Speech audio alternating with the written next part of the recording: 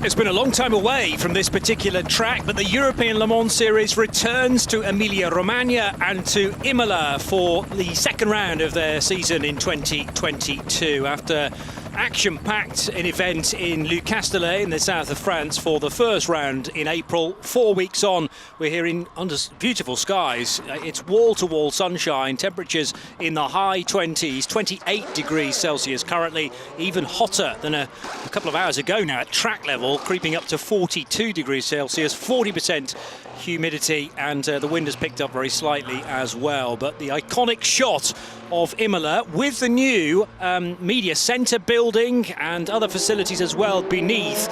And this is a late starting session because of various problems during the Michelin Le Mans Cup qualifying. 2 red flags, so that's put us a little bit behind, so not a moment to pause here. The GT cars all raring to go. 10-minute sessions, 3 of them, the first for GTE, then we will welcome LMP3s onto the Imola asphalt, and finally LMP2s. My name's Johnny Palmer, I'm joined by Graham Goodwin of dailysportscar.com, and it's a Ferrari benefit at the moment, at least, in their homeland here in Italy. 2 chances, in fact, because we go to Monza, the other side of Le Mans, for a second Italian motorsport festival. But there will be, ultimately, 12 cars taking part in this session, and as I've mentioned, Graham, there really isn't a moment to lose. There really isn't. Quick fire it is. JMW and the Iron Dames out there at the moment. Number 66 car out on track in the hands of Giacomo Petrobelli, and the 83 car is Sarah Bovey. Great to have Sarah back in the saddle after missing WEC last weekend after a positive COVID test. Obviously has now tested negative, so the Iron Dames back up to full strength. Most of the cars are out on track, Johnny. Absolute racing in the hands of Andrew Harrianto after some dramas in free practice this morning. This is the number 95 TF Sports Aston Martin. That will be John Hartshaw, and is Proton competition. Michael Fassbender is out there in 93. Christian Reed, traditionally at the wheel of his 77 Porsche. Ahmed El Hati, the other Oman racing with TF Sport car, that is 69 car. He's out there in that car. Claudio Schiavone, we just saw in the background in the bright yellow Iron Lynx Ferrari. Takeshi Kimura in the other bright yellow Ferrari, the 57 Kessel racing car, the car guy backed effort. Duncan Cameron in the green with the D-Day memorial stripes Ferrari, one of the cars, or one of the teams rather, that was here when we were last here in 2016. And Christian Hook will be aboard the Rinaldi Racing 33. Gabriele Lancieri aboard the sister 32 Rinaldi car. That completes the field. This is Michael Fassbender with a great performance from Michael. Second consecutive podium with the last race of last season at Portimão, and then doubling up in the first race this season in Paul Ricard. And JMW head around and should be the first to cross the line. So earlier on in the season, the 32 car took pole position. They actually lead the championship as well. Nicola Varoni, Pierre Eret and Mimo Gidley in the 32, but Gabriele Lancieri installed instead of Gidley for this round. I think Mimo is actually busy in the IMSA Prototype Challenge this weekend, yes, if I remember correctly. So that's been a change here. Lancieri knows his way around this circuit. It'll be interesting to see just what kind of time he can pull out of that car. But Giacomo Petrobelli, it is aboard the, remember, not yellow JMW car. Looks splendid, by the way, under the sunshine here. Is the that is the 18 car. Reasonably similar colours, but very different liveries for the Absolute Racing car and the 77 car this year. This is the, you have to look very closely, but the cartoon duck liveried car. Trust me. What is it? No, they take the ducks off. You're kidding. No. You built that up there, and now we're just destined for disappointment. So no ducks, sadly, supporting this particular Porsche, but it heads out of the back sequence. Are they there? Yes, they're hidden there. Away. Good. Yes. That's all right. I can breathe again. So that will go across the line. The cars that have done well in free practice so far, we've had 2 90-minute sessions ahead of this event, and Aston Martin has topped one of those earlier on in the weekend. That was the 95, presumably with a Johnny Adam time. Yep. Enrique Chavez sharing that car as well with John Hartshorn, who is doing the qualifying as per the regulations. To the top at the moment, it is Sarah Bovey in the number 83 car, ahead of Takeshi Kimura. It's a 142.784 from the Iron Dame. 0.750 of a second ahead of the Kessel Racing car of Kimura. Andrew Harrianto within a second of that as well. Now, Ahmed El Harti it is that leapfrogs the 83 car, goes to the top in that 69 Oman Racing car. Beautiful black and grey livery on this car. Really does suit the lines of the car. That's a fantastic super slow-mo as well. Yeah, it is. It looks particularly good at slower speed, but still going incredibly quickly due to some TV wizardry. Now, out of Varianti Villeneuve and into Tosa corner goes the Proton competition, entered 93, driven by Michael Fassbender then. He is not very far away from Duncan Cameron's effort for Spirit of Race, the 55. Those just were the opening gambit, if you like, first couple of laps being offered. But the beauty of these bronze-based sessions is they get quicker throughout, and very often we get the best time on the final lap completed. Sarah Bovey coming into pit lane. Fantastic to have Sarah back again after she had to sit out her home race as part of the World Endurance Championship. Such a shame after what was a cracking display from her at Paul Ricard. Yeah. I bumped into her in the paddock later, told her what I thought, which was I think that's about the best I've seen of Sarah Bovey. There's more to come pretty clearly. Here, though, comes Ahmed El Harti, and I think there's more to see from Ahmed, the Omani driver, proudly carrying his national colours this year on both of the TF Sport operated cars. Oman Racing backing both the 69 and the 95 cars, but it's Ahmed El Harti as the man behind this effort, tops the times and is going purple in all three, the first two sectors. It's going to be another all three. 142.299 was his last time. He's going quicker than that this time. It's going to be under 142. 141.974 it is. So a great result from Ahmed El Harti.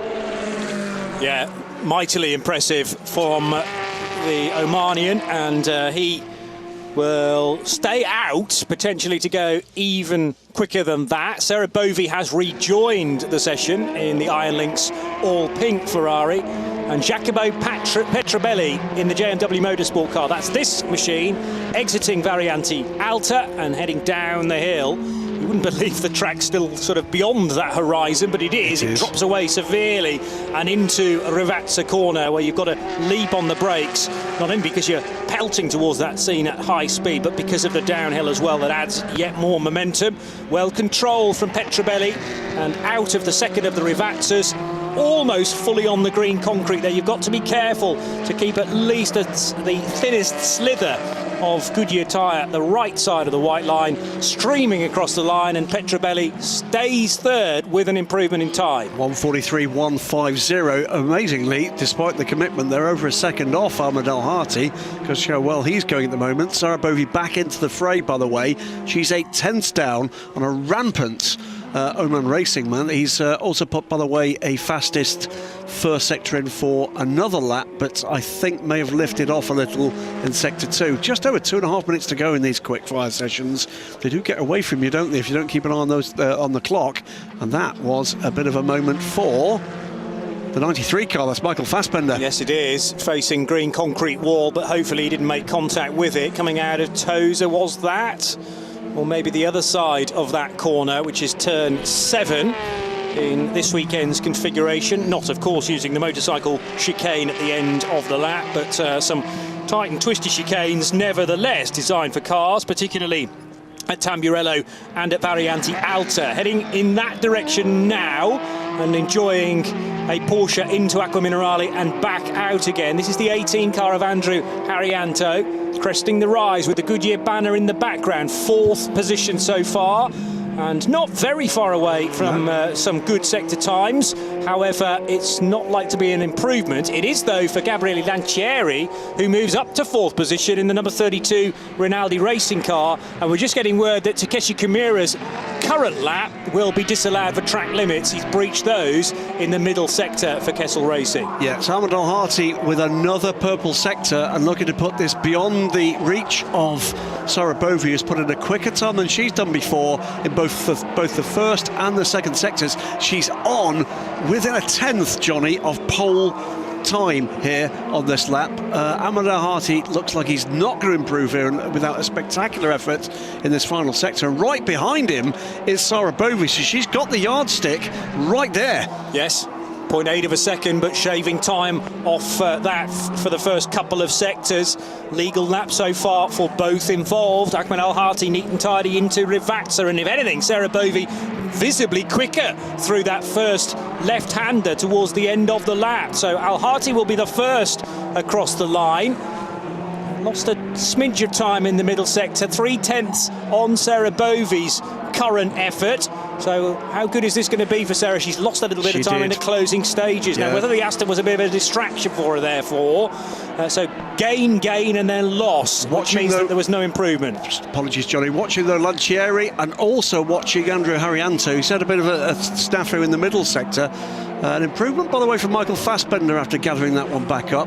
But no improvement in position for him. He's going to have one more crack at this one. It's another quick first sector from Ahmed Al-Hati, looking to nail in that Aston Martin into pole position.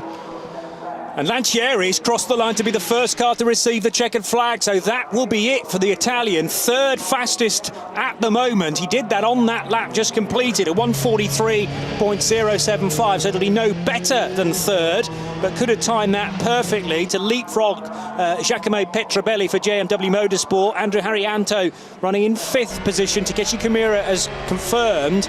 Had a lap time deleted. He's going to get this one deleted as well, because again he's gone a bit too wide in the middle sector. So the 57 Ferrari going to stay in sixth. He might even have a few that go quicker than him before they cross the line. Yeah, Haryanto crosses the line, claims a quicker time, but stays third, just under a second back from Ahmed Al-Hati. Looks like he's going to be untouchable in this one. Michael Fassbender, I think he's got track limits against him on this lap though.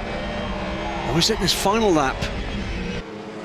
Fassbender, no, that was the previous lap, which was disallowed. So this is all okay so far. He's on a quicker lap. He's on schedule here to be on the first two rows of this grid. If he's held it together for this final lap, let's see what Michael Fassbender can pull out. Looked like pinpoint accuracy towards the end of the lap, and does improve. He will go only one position. Yeah. So switched from one side of row 5 to the other, and to 9th place ahead of Christian Hook. John Hartshorn is over the line for the Oman Racing with TF Sport crew to complete his session, 1:45.449, the last lap he set and his best. And finally, completing the set, Claudia Schiavone over the line in car number 60 for Iron Lynx. But it is all about this man, Ahmed Al-Hati, to pole position. Ahmed will be utterly and completely delighted with that. That will be, I am certain, his first pole position in a GTE class car. And it's most certainly the first pole position in the history of the European Le Mans Series from an Omani driver. That's amazing stuff. That will make the news back at home. I'm absolutely certain of that. There was an improvement right at the end, by the way, from Sarah Bovey. Just finished that session just under 4/10 back from the Aston Martin effort. So front row, Aston Martin and Ferrari. Second row, it is Porsche and Ferrari, and it's going to be close. Great stuff. The next question is, did Ahmed manage to get pole position at Le Mans, at the Road to Le Mans events last year? But that would have been a GT3 car. Yes, it would. Still ACO rules racing, but yes, within GTE. Yep. I don't think he's done much racing beyond this particular championship year. Asia Le Mans Series. Okay, but no pole positions within that. Anyway, 1:41.974. We can explore the archives in due course. Iron Lynx finished second, Absolute Racing third, and Rinaldi Racing in fourth. We can grab a chat with Marco Sorensen. That's right, I'm down here in the Oman Racing with TF Sport Garage with driver car number 69. What a fantastic feat for your co-driver Ahmed Al-Hati. It's actually the first pole in the history of ELMS for an Omani driver. I know.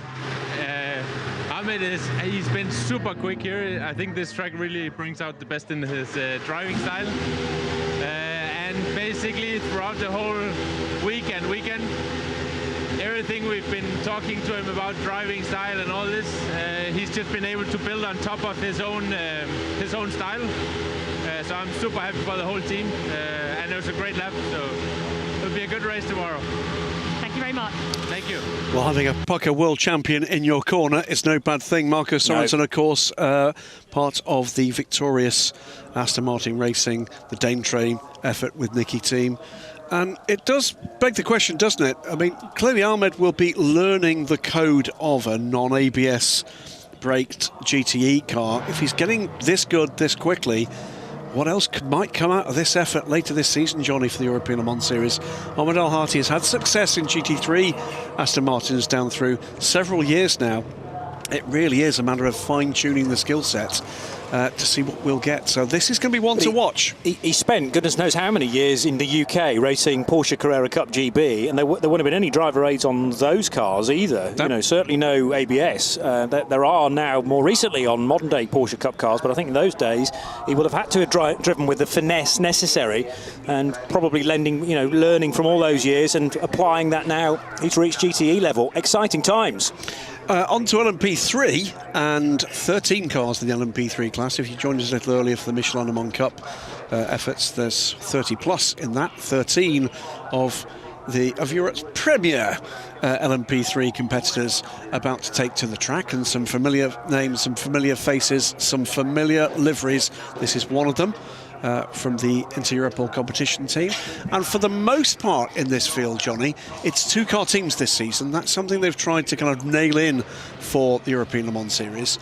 2 cars from United Autosports, 2 from Cool Racing, 2 from RLRM Sport, 2 from Inter-Europol competition, 2 from Euro International, and then we've got the Nielsen Racing team, the 360 Racing team, and DCAR Engineering, each with a solo effort. Just one Duquesne that will come from the number 4 DCAR Engineering squad, but the remainder of these teams in Ligier JSP 320s, all 13 with the same Nissan 5.6 litre V8 engine. With that, we can hear it. It's that burble that we've all got to know and love from LMP3 since 2015. The car's upgraded a couple of years ago from the 5 litre to the 5.6 litre engine. Here's a team looking to reclaim the glories of past seasons in LMP3. Multiple winners, races and championships for United Autosports, but they're going to be looking to get back to form. And this is going to be an intriguing contest in just who has got the pace here around what is a very tricky, technical but fast traditional Formula One venue. It is a glorious place to come racing. It is, but the perils are there, and we've already discovered that today within the races we were covering and the qualifying for the Michelin Le Mans Cup as well. Very rewarding when you get a lap around here correct, but it is so easy to just drop a wheel into a gravel trap here onto the grass there, and that can so often spell disaster. The number 10 Euro International car looking very smart this weekend as CD Sport are at the sharp end, so they will, or not CD Sport, that's the old CD Sport car that always confuses me, bought by Euro International, isn't it? Well, that's strange because I saw that car earlier this... Maybe it's not. Maybe it's gone to another team yet again. Anyway. That's very strange because that car, that is a CD Sport car. It's a single-digit number for RLRM Sport. It must be RLRM Sport. And Alex Capardia. So what's happened there? Well, it's in CD Sport colours. We'll get to the bottom of it. It might be a little later today. Valentino Catalano in the other RLRM Sport car joins it. So that heads up the hill as well in the Felbermai colours, is that? Yes, it's the Feldmeier car. So that's right, because that ties in. Yeah. Will be aboard that car later on. So in terms of who's out there, Sebastian Alvarez is aboard the DCAR Engineering car number 4, and the 3 United Autosports car, it's Kai van Berlo. My apologies, DCAR just changed. It's Tom van Rumpi aboard that. Alex Capardia in the 5 RLR car, Ross Kaiser in the 360 Racing number 6. The 7 is James Littlejohn. Xavier Oliveras in the number 10 Euro International car, the sister 11 car, and Max Cobalt. Guillaume Oliveira in the 13 Inter-Europol car.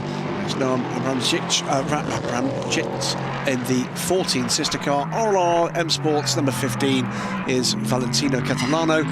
27 from Cool Racing is Nicola Malini. Melter Jakobsen is one to watch in the 17 Cool Racing car, and the number 2 United Autosports is amongst the last batch to emerge from pit lane will be Bailey Hazan aboard that car. So we've got some very quick drivers indeed about to do battle with this circuit, and amongst them is Alex Capardia, who knows his way around here. I think Alex was here last time, I want to say in the Murphy Prototypes LMP2 effort, but I'll double check that because he could have been in their LMP3 car. They were back in 2016 due to debut the Arve Riley car here, but last minute that was switched for a Ligier.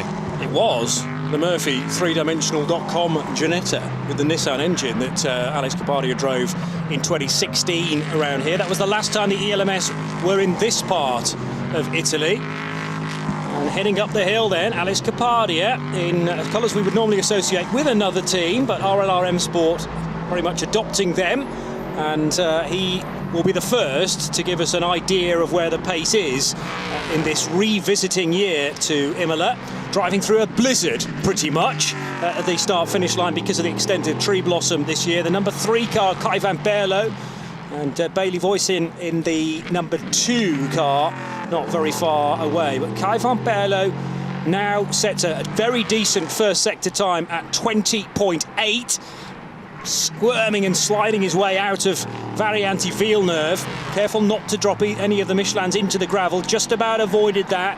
Again, using the full width of the curb on the exit of Tosa as the incline to the highest peak on this circuit. Piratella continues. We're there now, and then he'll plummet down into Acqua Minerale.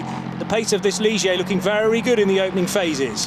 Yep, first car across the line is indeed Alex Capardia. It's 140.0, bettered immediately by Valentino Catalano in the other RLR Sport car, 139.6, and then 139.9 is followed up by the Nielsen Racing number 7 from James Littlejohn. So they're the opening blasts at this. Just the opening batch of cars crossing the line. So Catalano it is, 6 minutes to go. Time does get away from you, as we've said before. Car 10 track minutes at turn 12. That is the Euro International car of Xavier Oliveras. But it is the 14 Inter-Europol car that goes to the top in the hands of Noam Abrancic. 139.607, just 19 thousandths of a second the gap at the top of the times. That is until Kai van Berlo decides to have a bit of a crack. Yeah. This young man dominating the one-make championship in North America, Porsche Carrera Cup in North America, and 9/10 of a second he was to the good, but I think he's lost that lap, hasn't he? He has.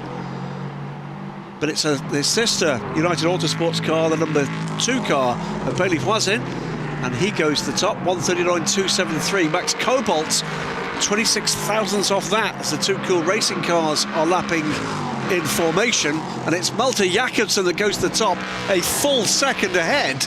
It's 1.049 ahead, a 138.224 for Jakobsen in the number 17 car, for the 2 United car from the 11 Euro International car. And we shouldn't be surprised about Malte Jakobsen's speed. He has already taken, I think, a pole position at Le Castellet earlier on in the season. I'll check that in a moment. But Malte Jakobsen, a real massive talent at this level of ACO rules racing, and at the moment has a 0.4 of a second lead over Xavier Oliveras, who did have a time to lead it, but now he's already put in his third effort, a 138.627. That is legal, so he's up to the front row, ahead of Valentino Catalano and Sebastian Alvarez for RLR and DKR, respectively. Yeah, and Alvarez goes through to complete his first sector with a purple sector there. Oliveira second. Abrancic retakes third place for Inter-Europol competition. 17 from 10, 14 from 15, 4 and 2 of the top 6. And everybody is improving on this lap.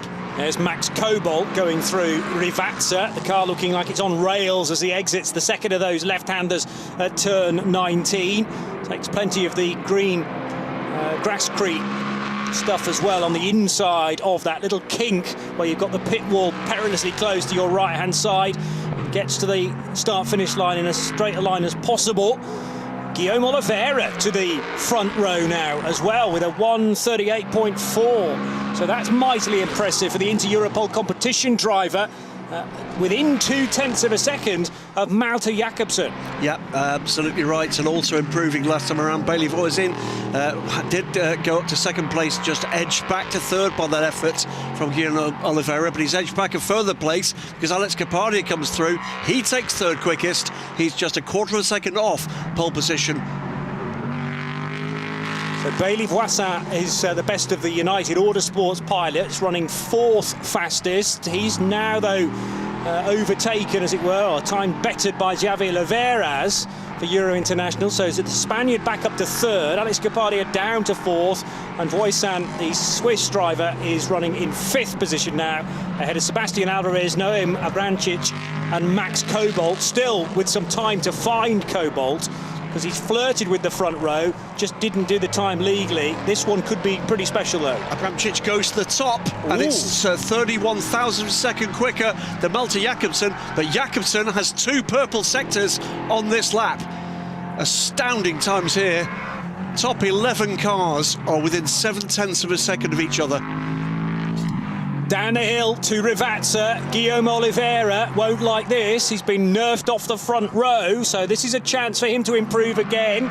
He has gone quicker through the middle sector. Might be that the first sector's a little too shabby, though, for the Portuguese. It's not. He goes to the top now, the 17-year-old Portuguese. Oliveira into Europole competition, facing maybe a 1-2 in qualifying if things stay the same. Top 3 separated by 68 thousandths of a second. The top 3, but that's only until Malte Jakobsen crosses the line, and he puts 6.5 tenths on the field. It's a 1:37.507. Took a lap just to cool things down, then got his head back into it, and he's produced a 1:37.5, which looks to me, Johnny, to be enough to see off the challenge of the rest of them. That puts things into perspective, doesn't it? Wow.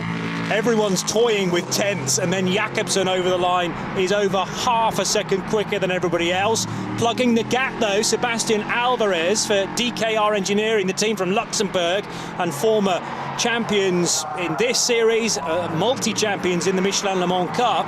So cool racing, Malte Jakobsen ahead of DKR Engineering, and it now becomes an Inter-Europol competition second row lockout rather than the front row. First sector purple again for Jakobsen, but that's better by Alvarez. Second sector for Jakobsen is purple. Let's see what Alvarez can produce there. This could be very, very tight at the end here, Johnny. Yeah. We've got 40 seconds to go on the clock. That might be enough for Jakobsen to get another lap in here. Bailey Voisin going across the line, putting a United Autosports car back on the second row and splitting the 2 Polish cars from Inter-Europol competition. Valentino Catalano still 6th.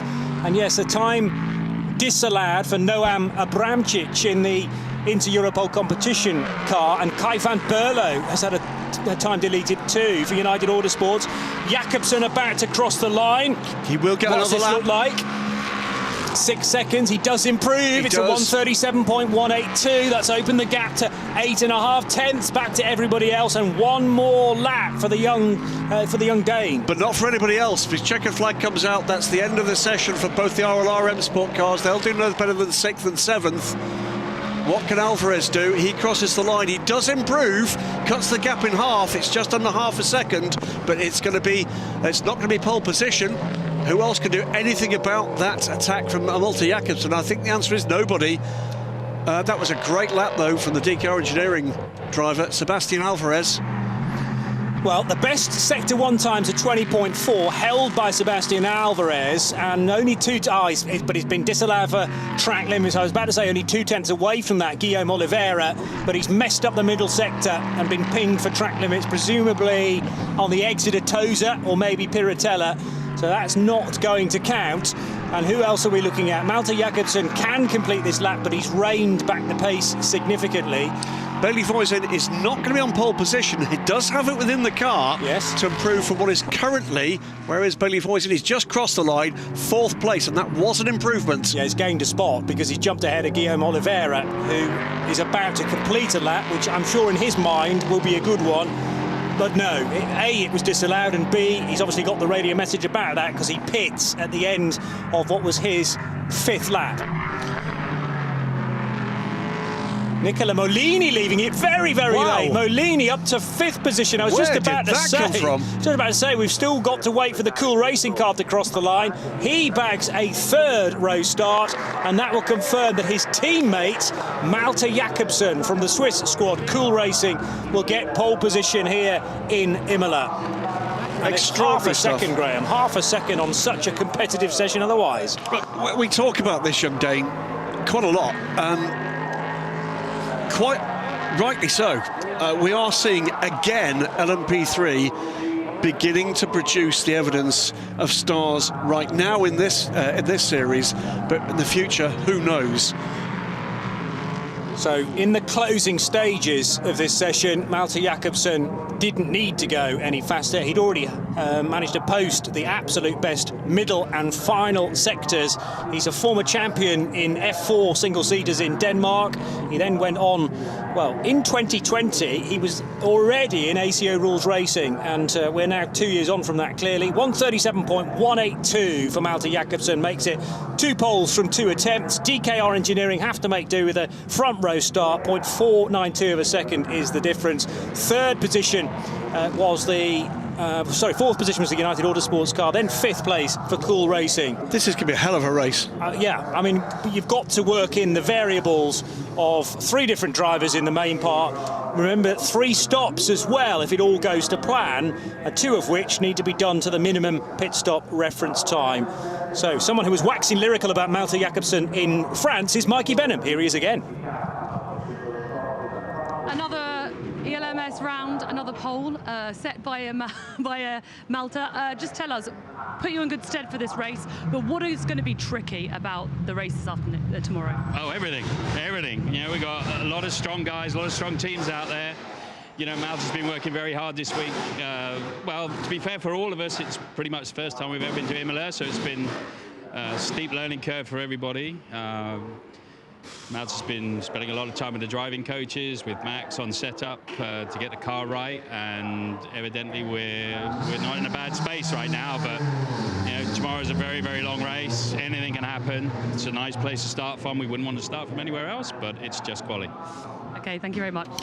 It's a really interesting choice of crew this year at Cool Racing, with Malte Jakobsen, the young star from Denmark, and 2 real gentleman drivers, with Mikey Benham there and Mo Smith. It's a team that doesn't lack in character and entertainment on a whole range of fronts. I can imagine. I can only imagine. But no, Malte's just slotted in perfectly there with 2 gentlemen of a slightly different generation, shall we say. Yep. But I think they recognise... More maturity. Very well. Yep. Very well put, Graham.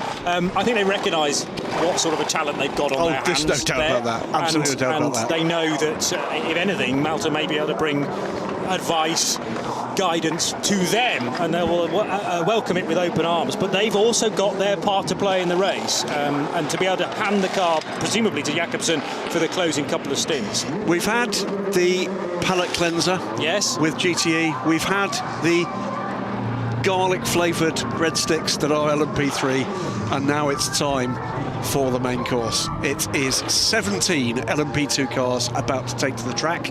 As we've said before, Johnny, the biggest single class in prototype racing in a top class anywhere in the world, with the exception of, certainly in terms of LMP2, with the exception of the Le Mans 24 Hours. And they have continued to produce extraordinary entertainment every time we see them get the wheels on these cars and get them out on track. But we've not seen ever before these cars here at Imola. This is the first time we'll have seen the Gibson engine LMP2s in a truly competitive session, and boy oh boy have we got some star power to chuck at this one. This is going to be fun. 17 of the Joule-like 4.2 litre Gibson V8 engines bringing the music. I'll say this much, that grandstand you can see there on the right hand side, I've sat in there for free practice sessions here at Imola. It is truly astoundingly loud here. Yes. Old firm loud, and out they come. And call them as they come. It's going to be Louis Delatraz to start the number 9 Prema Racing car. 24 car, the Nielsen Racing car in the Pro-Am category is going to be Ben Hanley. Algarve Pro Racing, Sophia Flörsch, the car that finished second last time out at Paul Ricard. The 2 silver drivers, Sophia in the 19 car. 21 Milner Motorsport, Hugo de Wilde, young driver there, young Belgian driver there, will bring that car out. Edex Sport, Paul and Chatin.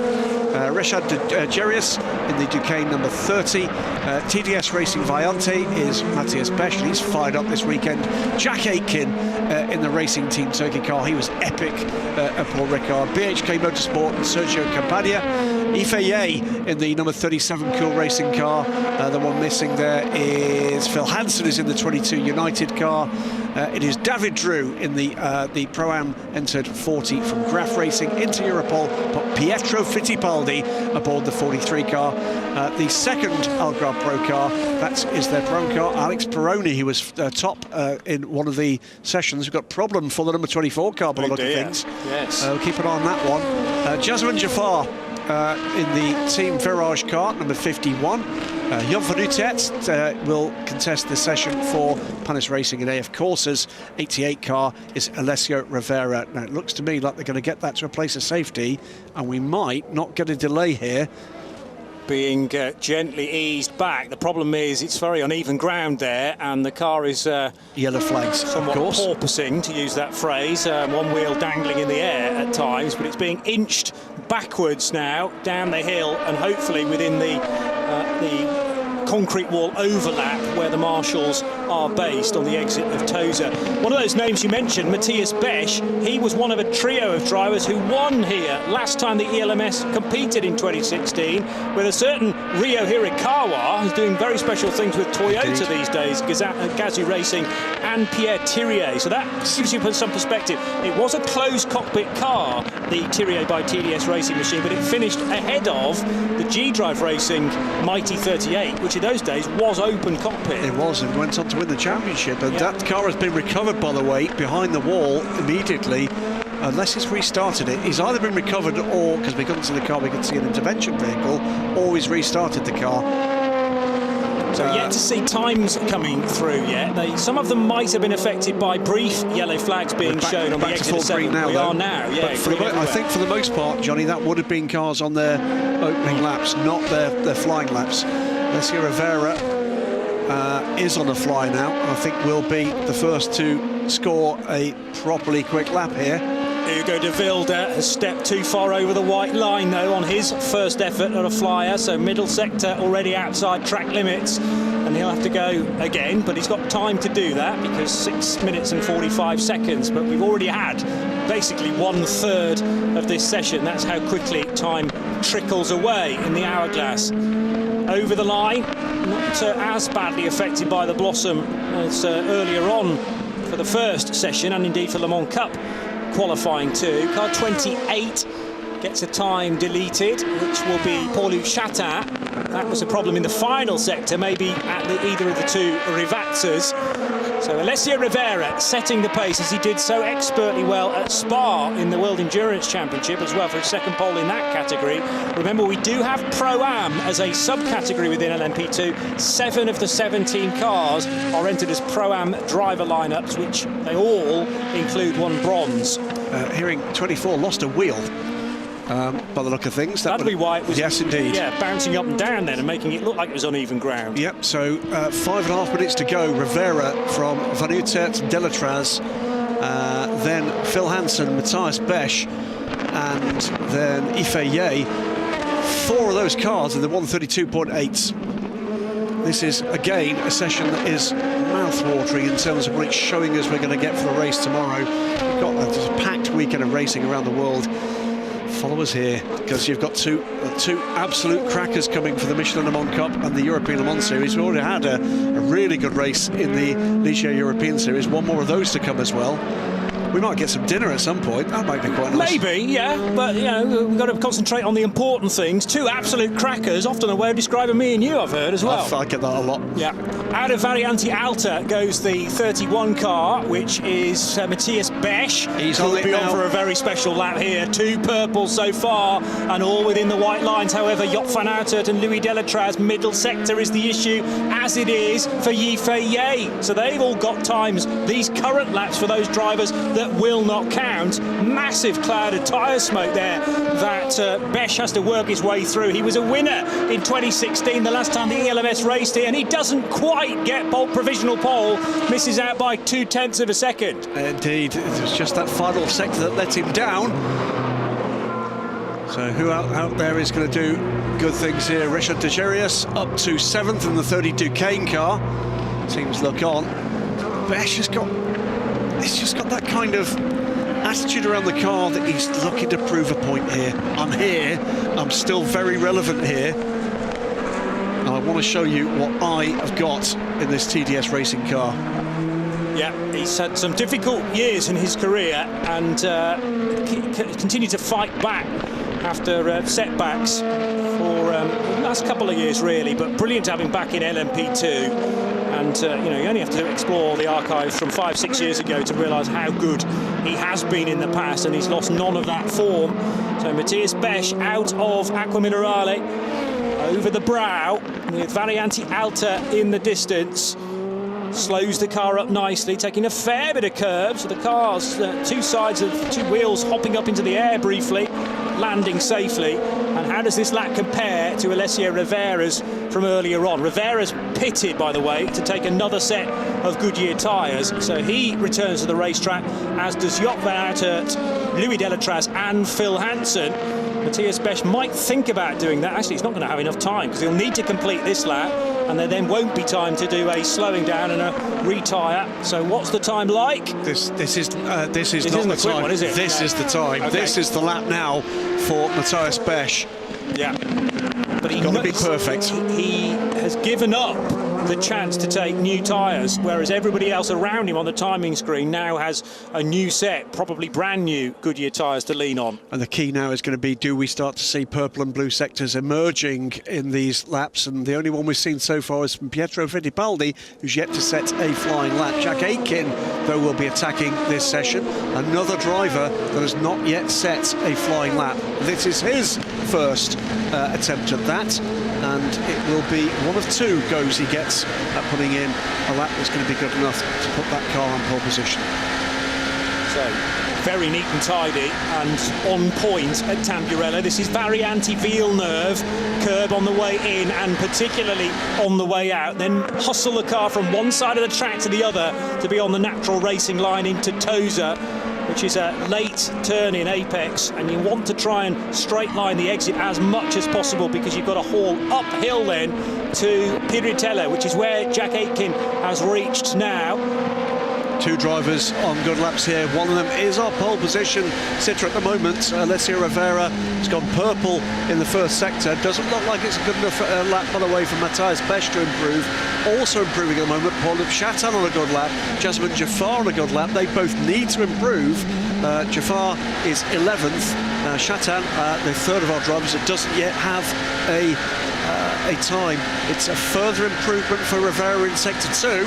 Session done, but for Matthias Besch, he's pitted at the end of that lap. Improved sector times for Van Uitert in third and for Delatraz in fourth. It's going to be tight, Johnny. I think that was an error from TDS Racing by Vaillant, though. They missed the chance to come in for a new set of tyres and may well be losing positions now. Matthias Besch with no chance to offer a response. Remember, we're not going to get a time at all from Ben Hanley's Nielsen racing car after that lost a wheel on the outlap, and therefore still has the letter S next to his name, has stopped on the circuit. But there's only one other car that we're waiting for. That's Pietro Fittipaldi. Should have a time by the end of this sector. I think that was Alessio Rivera matching his previous time. By the thousandth of a second. I think that's right. I think that's another. It's a 1:32.269, which I'm pretty certain was the time he had the last time around. Yeah. Doesn't give you any more points. No. But nevertheless, notable. It's impressive that he can be that consistent on a new set of tyres as well. Over the line goes the 22 of Phil Hansen. That's not an improvement from Phil. He did set the fastest middle sector of the session. Interesting. The pace is in the car. Yes. He's got to have another go at this one because we're only getting the checkered flag coming out for this session. Now, who's going to be the first to cross it? Are they going to make any kind of improvement? Jasmine Jafar, by the way, who was on a better lap, had that deleted for track limits, but he's got another chance. In fact, he's just crossed the line. He didn't quite get there, did he? So Jafar dropped from 11th to 13th by not improving. Also done for the session, the Graf Racing car, the hands of David Drew. They'll do no better than 12th. Yeah, but Jasmine Jafar's disallowed lap wasn't better anyway. I think he knew that anyway. Yeah, I think they, the 1:33.4 that he'd set earlier on, which was a legal effort, is the best of the session for him. Louis Delatraz does improve, goes third with a 1:32.701, 0.4 of a second away from Alessio Rivera's earlier effort. Now the 88 car's just heading into Rivazza now, and Rivera actually isn't showing any signs of improved times so far. Yeah, Jack Aitken improves but can do no better than 6th aboard the Racing Team Turkey 34. The EDEC Sport car of Paul Chatan does get a lap in, and that car will finish the session no better than 8th. Mulder Motorsports, Hugo de Vilde. There was an improvement there though. Who was that? That was FIA, 4th. FIA goes 4th. Yeah, 1:32.7. It took a while for that to come through for some reason. I think there was a deletion somewhere in the middle of it as well, but it wasn't for FIA, crucially. A round of applause can begin at AF Corsa, because the man of the moment for qualifying purposes and stellar stints during the races, Alessio Rivera, he's done it again. 7th, by the way, for Alex Peroni right at the death, and remarkably, the front row are both LMP2 Pro-Am cars. Yes. Just shows what sort of strength in depth we've got sort of beyond the gentleman bronze, driver, if you like, and none of those are slouches particularly. But if you have a bronze, normally in the previous years bronzes were not permitted, but then in 2021 there was a rule change, bronze drivers allowed into the top category in ELMS, but you have to be a Pro-Am entry and go for separate points. However, that doesn't prevent the Pro-Am team from getting a good overall result and points for that as well. And as we take a look inside the AF Corsa garage, I can't tell you that the top 11 were separated by under a second, because the top 11 were separated by exactly to the thousandth of a second. So the top 11 cars remarkably close. And that was all down to Alessio Rivera setting a particular time which separated the top 11 rather, by a second. And he did it again then, we reckon, by exactly the thousandth of a second, a 1:32.269. You don't have to set two times of exactly the same duration to get pole, but that's exactly what Alessio Rivera has done.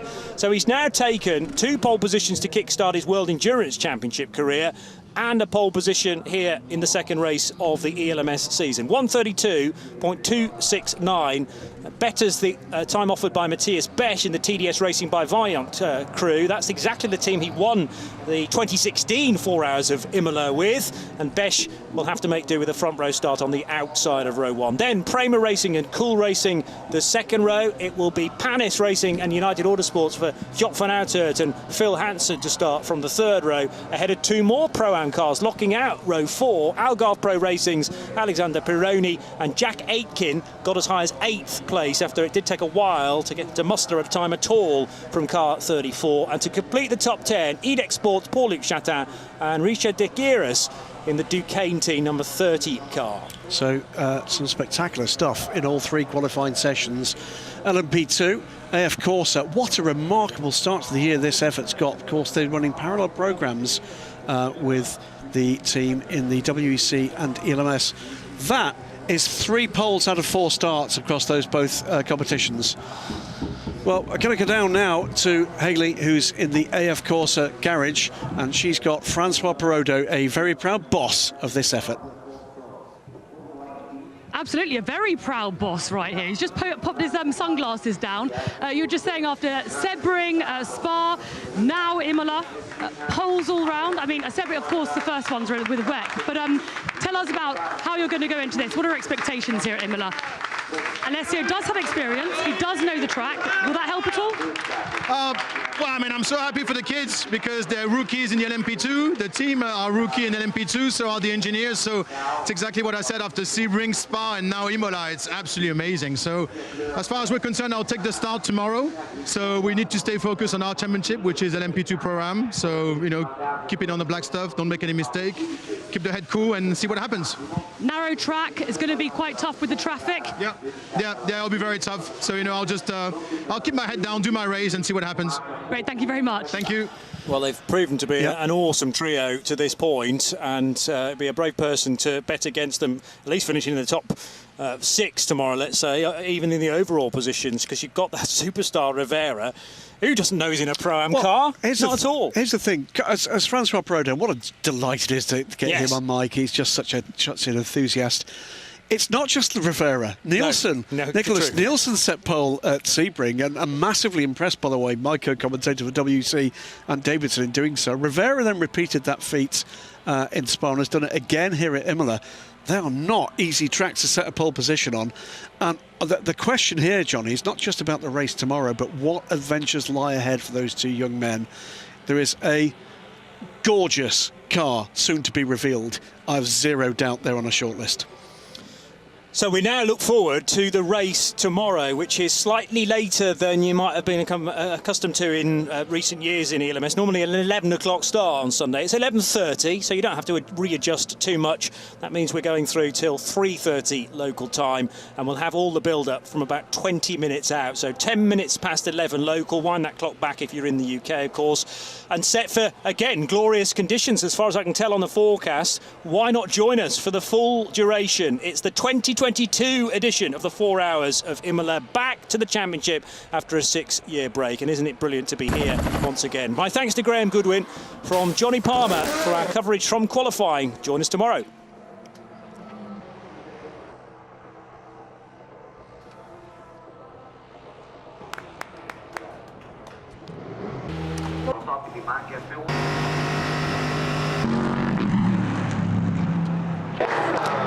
And that was the reaction from Cool Racing. Sadly, the various incidents brought 1 or 2 issues out, including for Ben Hanley, of course. But we'll join us tomorrow for the race itself.